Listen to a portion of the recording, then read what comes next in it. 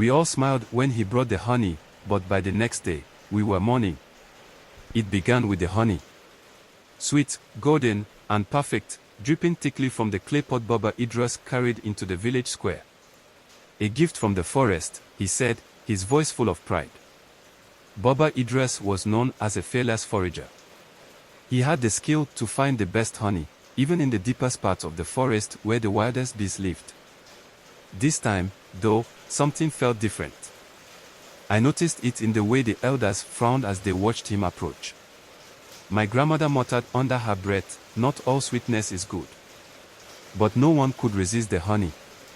It smelled divine, rich and floral, with a hint of something I couldn't quite place.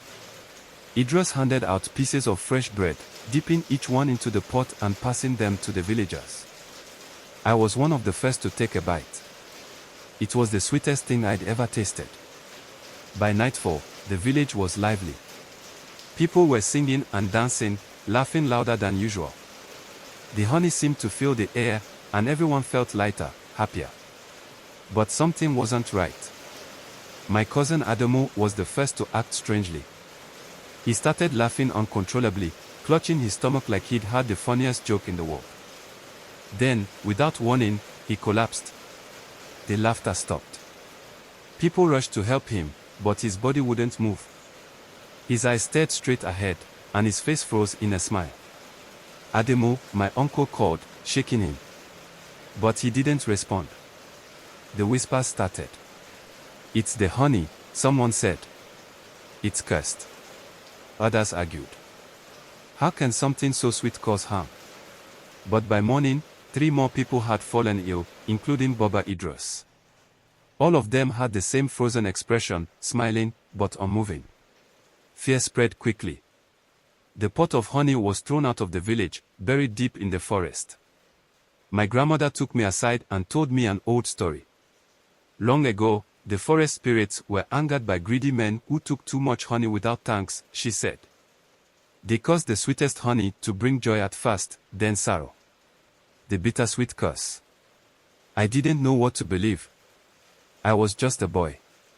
All I knew was that the honey tasted like happiness but left only pain behind.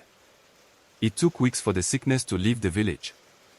Some recovered, but others, like Ademo, never woke up. Baba Idris didn't survive either. His bravery had brought us both joy and grief.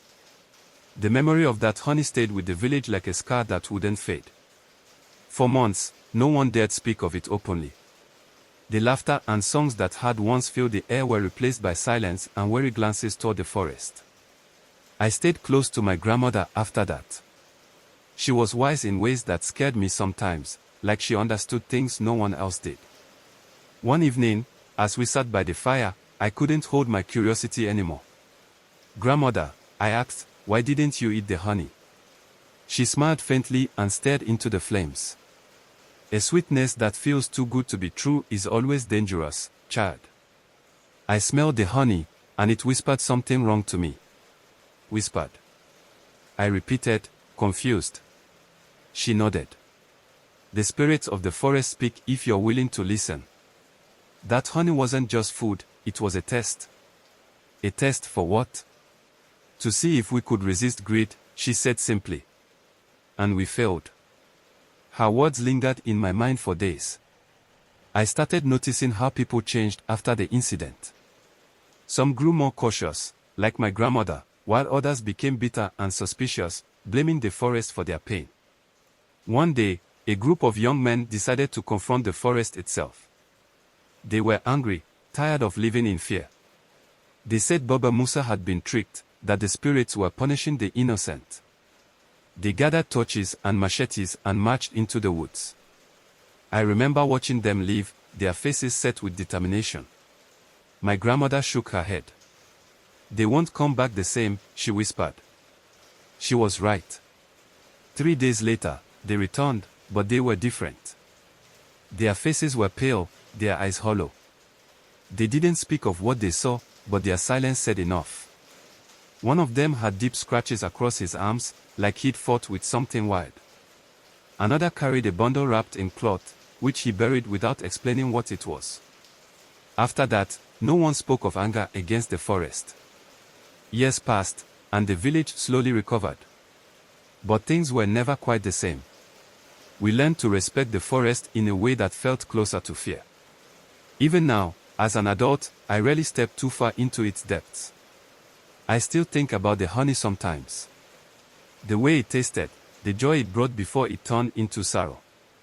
It's strange, isn't it? How something so sweet can hide so much pain.